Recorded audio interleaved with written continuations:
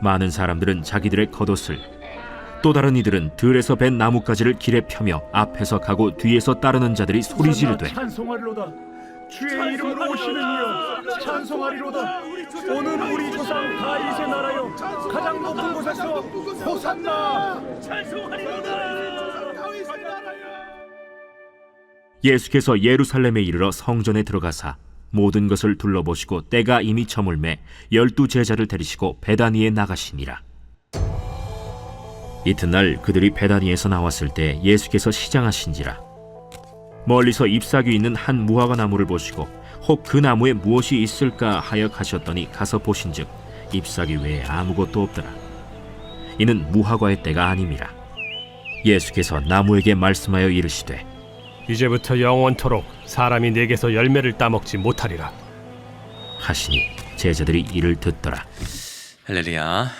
오늘도 우리의 주님이 주신 이 인생의 생명을 가지고 진실된 호산나를 외치는 우리 모두가 되기를 소망합니다. 오늘 말씀의 제목이 호산나입니다. 오늘 말씀의 본문의 내용을 통하여서 또 우리는 하나님이 우리를 향하신 뜻을 발견하고 체험하는 복된 하루가 되기를 소망합니다.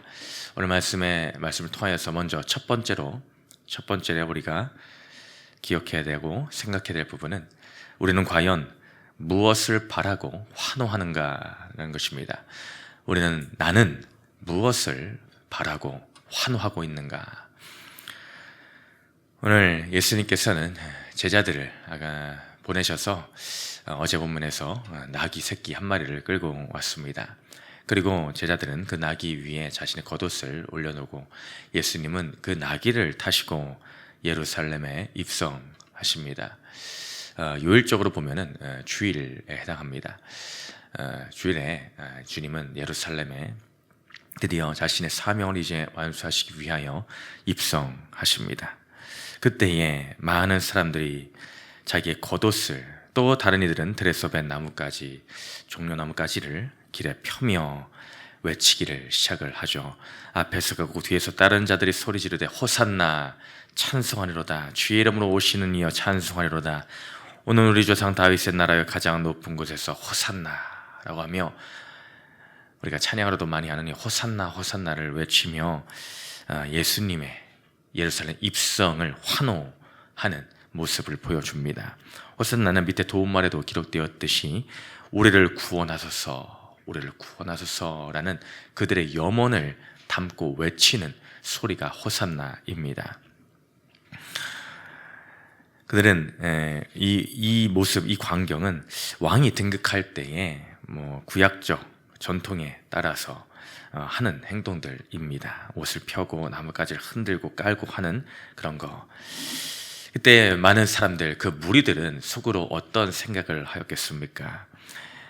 예수님을 이 로마를 몰아낼, 로마 이 정권, 모든 것을 몰아낼 정치적 해방자, 그런 메시아로 기대하며 그들은 환호성을 질렀던 것입니다.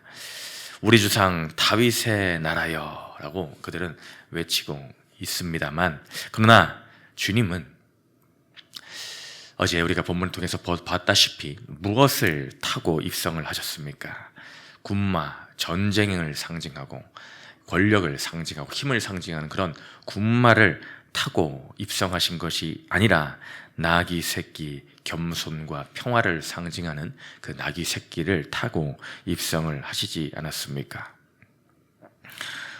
여기서도 드러나는 것입니다. 군중의 기대와 예수님의 메시아적 정체성 사이의 괴리감이 여기서 확연하게 나타내고 있는 것입니다. 백성들은 군마를 타고 오는 그런 메시아를 바라고 기대했지만 눈앞에 주님은 나귀 새끼를 타고 오셨다. 그것이 상징성을 지니고 있어서 그들이 기대하고 고대하고 있던 그런 정치적인, 육신적인 해방을 주는 그런 메시아가 아니라 그분은 겸손의 왕으로, 평화의 왕으로 이 땅 가운데 오신 너의 영혼을 살릴 그런 메시아임을 주님은 알려주고 계신 것입니다. 근데 그들은 그것을 보고 있음에도 보이지가 않고 깨닫지 못하는 우둔함을 보여주고 있습니다. 그들은 군마를 탄 왕을 기다리는, 그런 힘 있는, 권력 있는 자를 기다리는 것이죠. 과연 그것이 진짜 보이지 않았을까? 그들의 마음에는 그런 생각은 하지 못했을까요? 예수님이 왜 군마가 아닌 저런 나귀 새끼, 보잘것없어 보이는 나귀 새끼를 타고 오셨을까라는 의문을 한 번쯤은 품을만 하지 않았을까요? 근데 과연 그들은 어땠을까? 그들은 자신의 욕망을 따라서 내가 그리고 내가 바라고 있는 그런 메시아상, 내가 만든 메시아를 원하고 있었더라는 것입니다. 그래서 그들은 호산나라고 환호성을 지른 것입니다. 육신의 환호였을 뿐이지 그들의 영의 환호가 아니었다라는 것입니다. 오늘 우리는 어느 자리에서 환호성을 외칩니까? 나의 육신의 편의와 나의 육신의 안락함과 평안을 주는 자리에서 환호성을 지르며 좋아라 하고 있습니까? 아니면 내 영적인 만족을 주시는 겸손의 왕으로 오신 주님 한 분으로 인해서 내 인생의 영의 환호를 지르고 있습니까? 구원의 노래와 찬양을 호산나하고 부르냐라는 것입니다. 들리는 음성으로는 같은 호산나를 외친다 할지라도 이것은 전혀 다른 것입니다. 나의 호산나는 어떤 호산나인가? 나는 오늘 무엇을 바라고 환호를 지르고 있는가라는 것을 다시금 말씀을 통해서 점검해보는 귀한 시간 하루가 되기를 소망합니다. 또한 두 번째로, 내 삶에는 주님이 찾으시는 열매가 있는가를 점검해 봐야 됩니다. 내 삶에는 주님이 찾으시는 열매가 있는가? 오늘 말씀에서 주님은 그 성전을 다 둘러보시고 다시 베다니에 가십니다. 그리고 이튿날에 베다니에서 나오셨을 때에 예수님께서 시장하셨다라고 기록이 되어 있습니다. 그래서 멀리 잎사귀가 있는 한 무화과 나무를 발견하시고 그리로 가서 무엇을 내가 얻을 수 있을까라고 기웃하십니다. 근데 그때 아무것도 열매가 없음을 보고 예수님은 그 무화과 나무를 저주하십니다. 이제부터 영원토록 사람이 내게서 열매를 따먹지 못하리라 라고 하셨고, 그것을 옆에서 제자들도 들었다라고 합니다. 제자들이 듣는 눈앞에서 예수님은 그 무화과 나무를 저주하셨습니다. 그러면 혹자는 그렇게 생각할 것입니다. 야, 무화과도 억울한 거 아닌가? 거기 기록이 되어 있지 않습니까? 이는 무화과의 때가 아닙니다. 무화과의 때가 아닙니다. 아니, 무화과의 때도 아닌데 왜 무화과를 가서 바라고 기웃하시다가 때도 아닌데 그것을 없다고 해서 왜 저주를 해서 그러시는가? 라는 것이죠. 근데 예수님이 그걸 모르셨을까요?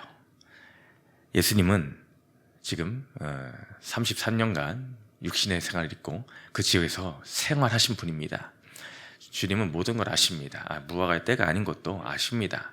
다 아시고 가서 때도 아닌데 무화과가 왜 없지? 하고 괜히 화가 나서 배고픈데 무화과가 없으니 심술이 나서 그런 말씀을 괜히 하셨겠습니까? 그런 것이 아니죠. 의도가 다 담겨져 있고 중요한 메시지가 그 안에 담기셔서 그 무화과를 상징적으로 표현하시며 오늘 말씀을 하신 것이다라는 것입니다. 이스라엘 지역에서는 무화과 잎이 돋을 때 3, 4월경에 파게라고 하는 작은 첫 열매가 열립니다. 3, 4월경에 첫 열매가 나는 그 무화과, 볼품없는 그 작게 열리는 그 무화과를 파게라고 합니다. 이것이 있어야 나중에 상품성이 있는 테에나라고 하는 진짜 열매가 7월에서 10월경에 열리게 되어 있습니다. 그래서 먼저 이 파게라는 첫 단계, 첫 열매, 작은 열매가 맺히는 단계가 있어야 그 다음에 상품성이 있는 열매를 소망할 수가 있습니다. 근데 주님은 지금 가셨을 때에 그 작은 열매, 파게라고 하는 그 작은 열매조차도 없는 그 모습을 주님은 보신 것입니다. 잎만 무성하고 파게가 없다라는 것은 앞으로도 그 본 열매, 테에나라고 하는 그 본 열매를 맺을 가능성도 없다라는 것을 말씀하고 있다는 것이죠. 이 구약에서 이 무화과, 또 성경에서 이 무화과라는 것은 여러 상징성이 있겠지만 그 중에서 이스라엘을 나타내곤 합니다. 이 무화과는 곧 이스라엘을 나타냅니다. 그래서 여기서 잎사귀만 무성하다라는 것은 그들의 화려한 성전 제사와 종교적 형식, 외식 이런 것들만 무성한 것을 오늘 일러주고 있습니다. 주님이 찾으시는 열매, 그렇다면 그 열매는 무엇인가? 정의와 긍휼이요, 진정한 믿음과 회개, 이런 것들을 열매라 하시는 것입니다. 한마디로 무엇입니까? 그들의 이스라엘, 유다 공동체에는 찾을래야 찾을 수 없는 정의와 긍휼, 진정한 회개가 없음을, 그들에게는 이 겉으로 보이는 화려한 성전과 종교적인 형식과 외식만이 남아있는 현 주소를 꼬집어 주님은 지금 그들을 책망하고 있는 것입니다. 단순히 화풀이 하는 것이 아니라 심판을 앞둔 곧 멸망할 이 이스라엘에 대한 상징적 경고의 메시지를 갖고 있다라는 것입니다. 그들에는 이제 생명력을 잃고 있는 그 겉으로만 번지르르한 그런 모습들, 그런 종교 시스템, 그 모든 것에 지금 주님은 사형 선고를 내리고 있다라는 것입니다. 그들은 종교 지도자들부터 이미 썩을 대로 썩은 상태였습니다. 누가복음 20장 46절 47절에 보면 긴 옷을 입고 다니는 것을 원하며 시장에서 문안 받는 것과 회당의 높은 자리와 잔치의 윗자리를 좋아하는 서기관들을 삼가라. 그들은 과부의 가산을 삼키며 외식으로 길게 기도하니 그들이 더 엄중한 심판을 받으리라 하시니, 주님은 이미 앞서 11절에서 성전에 들어가셔서 모든 것을 둘러보시고 그냥 나오셨다라고 합니다. 이것은 그냥 대충 훑어보신 것이 아니라 면밀하게 감독자의 시선으로 보신 것입니다. 무엇을 보셨을까요? 그 구체적인 내용은 내일 본문에서 등장을 합니다. 주님은 오늘의 본문에서는 그냥 둘러만 보시고 배단위로 나오셨습니다. 그들의 종교적인 위선과 외식에서 거리를 두시는 예수님의 행동입니다. 그리고 내일 다시 성전에 돌아와서 성전 정화 작업을 하시는데 그 사이에 이제 매일 무화과를 집어넣으신 것이죠. 이 무화과 사건을 일부러 보여주시기 위해서 오늘 말씀해 주신 것입니다. 더군다나 제자들이 보는 앞에서 일부러 그 말씀을 의도적으로 하신 것입니다. 우리에게도 오늘 이 말씀을 동일하게 던지시는 것이 아니겠습니까? 무화과 나무에 잎사귀만 무성하고 내가 바라는 열매가 없는 그 모습, 우리의 삶에도 주님이 찾으시는 그 열매는 진정한 믿음의 진정한 회개가 우리 삶 가운데에 있는가? 정의와 긍휼, 겸손의 모습이 나에게는 얼마나 있는가? 종교적인 열심과 외식, 종교 생활만 남아있는 껍데기만 있는 그런 신앙, 종교 생활을 하고 있지는 않는가? 주님 오시는 것, 호산나를 외치고 있지만 나에게는 어떤 호산나의 외식만 남아있는가? 오늘 이 말씀을 통해 오늘의 삶을 되돌아보며 진정한 우리 삶에서 영적인 호산나를 외치고 정의와 긍휼, 믿음과 회개로 주님 앞에 더욱더 가까이 나아가는 주님이 자신의 열매를 맺는 우리 모두 공동체가 되시기를 주님의 이름으로 축복드립니다. 한 장 넘기셔서 적용 질문 첫 번째 읽습니다. 시작. 지금 나의 열심은 기복에서 비롯된 것입니까? 아니면 진정한 신앙에서 나온 것입니까?